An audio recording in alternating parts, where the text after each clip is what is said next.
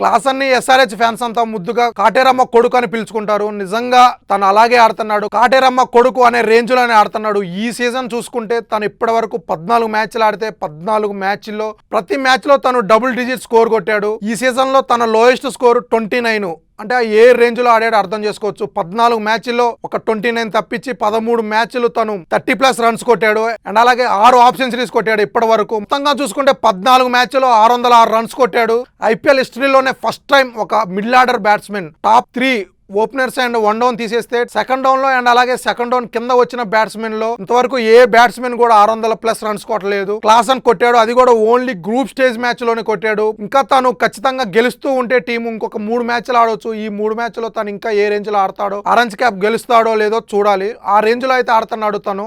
Starting మ్యాచ్లు చూసుకుంటే ఈ సీజన్ లో head and Abhishek Sharma fail అయినప్పుడు క్లాసన్ బ్యాటింగ్ వచ్చి అటు ఇషాన్ కిషన్ తో అండ్ అలాగే ఇటు నితీష్ కుమార్ రెడ్డితో సూపర్ పార్ట్నర్షిప్ బిల్డ్ చేశాడు. సూపర్గా ఆడి తను గెలిపించాడు.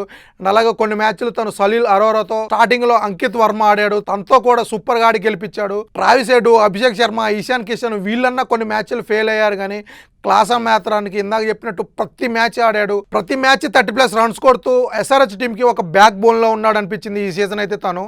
ఇక చూడాలి మిగిలిన 3 మ్యాచ్లు కూడా ఇదే రేంజ్లో ఆడి ఎస్ఆర్హెచ్కి ఇంకొక ట్రోఫీ గెలిపించాలి.